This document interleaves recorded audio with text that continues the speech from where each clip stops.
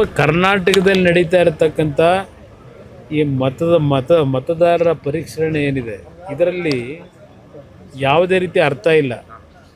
ಈಗಾಗಲೇ ಇಲ್ಲಿಯ ರಾಜ್ಯದ ಚುನಾವಣಾ ಆಯುಕ್ತರು ಹೇಳ್ತಕ್ಕಂಥದ್ದು ಕೇಂದ್ರದ ಚುನಾವಣಾ ಆಯುಕ್ತರಿಗೆ ಕಳಿಸಿದ್ದೇವೆ, ಅಲ್ಲಿಂದ ಏನು ಡೈರೆಕ್ಷನ್ ಕೊಡ್ತಾರೆ ಅದರ ಮೇಲೆ ಕ್ರಮ ತೆಗೆದುಕೊಳ್ಳಿಕ್ಕೆ ನಾವು ಪ್ರಯತ್ನ ಪಡ್ತೀನಿ ಅಂತ ಹೇಳಿದ್ದಾರೆ.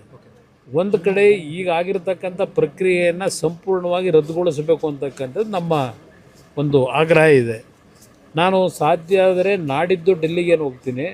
ಹೋದಾಗ ನಮ್ಮ ಚುನಾವಣಾ ಆಯುಕ್ತರನ್ನ ಭೇಟಿ ಮಾಡಿ ಇಲ್ಲಿ ನಡೆದಿರ್ತಕ್ಕಂಥ ಎಲ್ಲ ಘಟನೆಯನ್ನು ಅವ್ರ ಮುಂದೆ ಇಟ್ಟು ಈ ಪ್ರಕ್ರಿಯೆ ನಿಲ್ಲಿಸಿ ಒಂದು ಟ್ರಾನ್ಸ್ಪರೆನ್ಸಿನಲ್ಲಿ ಈ ಒಂದು ಮತದಾರರ ಪರಿಷ್ಕರಣೆ ಆಗ್ತಕ್ಕಂಥದ್ದಕ್ಕೆ ನಾನು ಅವ್ರಿಗೆ ಮನವಿ ಮಾಡ್ತೀನಿ. ಕೇಂದ್ರ ನಾಯಕರ ಜೊತೆಗೆ ಅಮಿತ್ ಶಾ ಇದು ಕೇಂದ್ರದ ನಾಯಕರಿಗಿಂತ ಹೆಚ್ಚಾಗಿ ಚುನಾವಣಾ ಆಯುಕ್ತರು ಮಾಡಬೇಕಾದಂಥ ತೀರ್ಮಾನ, ಸರ್ಕಾರ ಮಾಡೋ ತೀರ್ಮಾನ ಅಲ್ಲ.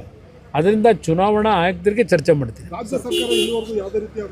ರಿಯಾಕ್ಷನ್ ಇಲ್ಲವಲ್ಲ, ಆ ಕಾಂಗ್ರೆಸ್ ಅಧ್ಯಕ್ಷರು ಎಲ್ಲೋದ್ರೂ ಗೊತ್ತಿಲ್ಲ. ದಿನ ಕಾಮೆಂಟ್ಸ್ ಮಾಡೋರು, ಗೃಹ ಸಚಿವರು ದಿನ ಕಾಮೆಂಟ್ಸ್ ಮಾಡೋರು ಎಲ್ಲದಕ್ಕೂ ಇದಕ್ಕೇನು ಹೇಳ್ತಾರೆ? ಇವತ್ತು ಅಷ್ಟೊಂದು ನಿಯಮಬದ್ಧವಾಗಿ ಕೆಲಸ ನಿರ್ವಹಣೆ ಮಾಡ್ತಕ್ಕಂಥವ್ರು, ಇವರು ಬುದ್ಧಿ ಹೇಳ್ತಕ್ಕಂಥವ್ರು ಇವತ್ತು ರಾಜ್ಯದಲ್ಲಿ ನಡೀತಾ ಇದೆಯಲ್ಲ ಆದಿ ಬೀದಿ ಒಳಗೆ ಇದೊಂದು ಇದು ನಡೀತಾ ಇದೆಯಲ್ಲ, ಆ ಫುಟ್ಪಾತ್ ತೆರವು ಒಂದು ಕಡೆ, ಅದ್ರ ಜೊತೆ ಇಲ್ಲಿ ನಾನು ಹೇಳ್ತಾ ಇರೋದು ಈ SIR ವಿಷಯದಲ್ಲಿ ಆದಿ ಬೀದಿಲಿ ನಡೆಸ್ತಾ ಇದ್ದಾರೆ. ಈ ಸರ್ಕಾರಕ್ಕೆ ಏನಾದ್ರೂ ಗೌರವ ಮಾನ ಮರ್ಯಾದೆ ಇದ್ದರೆ ಇವು ಸರ್ಕಾರದ ಅಧಿಕಾರಿಗಳೇ ಹೋಗಿರೋದಲ್ಲಿ, ಇಲ್ಲ ಚುನಾವಣಾ ಆಯುಕ್ತರಿಗೆ ಇವರಿಂದ ಏನು ಡೈರೆಕ್ಷನ್ ಹೋಗಿದೆ, ಈ ಥರ ನಡೀತಿದೆ ಆ್ಯಕ್ಷನ್ ತಗೊಳ್ಳಿ ಅಂತ ಹೇಳಿದ್ದೀರಾ? ಪ್ರತಿಯೊಂದಕ್ಕೂ ಹೇಳ್ತಕ್ಕಂಥವ್ರು ಬೀದಿ ಬದಿ ವ್ಯಾಪಾರಿಗಳದು ಸುಪ್ರೀಂ ಕೋರ್ಟ್ ಆದೇಶ ಇದೆಲ್ಲ ಒಪ್ಕೊಳ್ಳೋಣ, ಆದರೆ ಅವರನ್ನು ಅಷ್ಟೊಂದು ಲಕ್ಷಾಂತರ ಕುಟುಂಬಗಳು ಇವತ್ತು ಪ್ರತಿನಿತ್ಯ ಬೀದಿನಲ್ಲಿ ವ್ಯಾಪಾರ ಮಾಡ್ಕೊಂಡೇ ಬದುಕ್ತಾ ಇರ್ತಕ್ಕಂಥವ್ರು.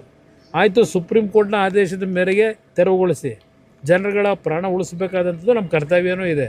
ಆದರೆ ಅವ್ರ ಬದುಕನ್ನು ಏನು ಮಾಡ್ತೀರಿ? ಅವ್ರಿಗೇನು ಆಲ್ಟರ್ನೇಟ್ ಅರೇಂಜ್ಮೆಂಟ್ ಮಾಡಿಕೊಟ್ಟಿದ್ದೀರಿ? ಎಲ್ಲಿ ಕಳಿಸ್ತೀರಿ ಅವ್ರನ್ನ ಅಷ್ಟು ಜನನ್ನು? ಇದು ಇರ್ತಕ್ಕಂಥದ್ದು. ಅದರಿಂದ ಸರ್ಕಾರ ಕಾನೂನಿನ ಬಗ್ಗೆ ಚರ್ಚೆ ಮಾಡೋರು ಬದುಕಿನ ಬಗ್ಗೆ ಇವತ್ತು ಏನು ಜೀವನ ಮಾಡಬೇಕಾದಂಥವ್ರಿಗೆ ಅವ್ರಿಗೆ ಆಲ್ಟರ್ನೇಟ್ ಅರೇಂಜ್ಮೆಂಟ್ ಮಾಡಿಕೊಡ್ಬೇಕಲ್ಲ, ಅದ್ರ ಬಗ್ಗೆ ಇವತ್ತಿನವ್ರಿಗೆ ಏನು ಚರ್ಚೆ ಇಲ್ಲ. ಏನು ಮಾಡ್ತೀವಿ ಅಂತೇಳಿ ಏಕಾಏಕಿ ಅವ್ರನ್ನ ಖಾಲಿ ಮಾಡಿಸಿ ಅವ್ರು ಎಲ್ಲಿಗೆ ಹೋಗಬೇಕು? ಅದಕ್ಕೆ ಪರಿಹಾರ ಕೊಡಬೇಕು ಅನ್ನೋದು ನಾನು ಒಂದು ಸರ್ಕಾರಕ್ಕೆ ಸಲಹೆ ಕೊಡೋದು.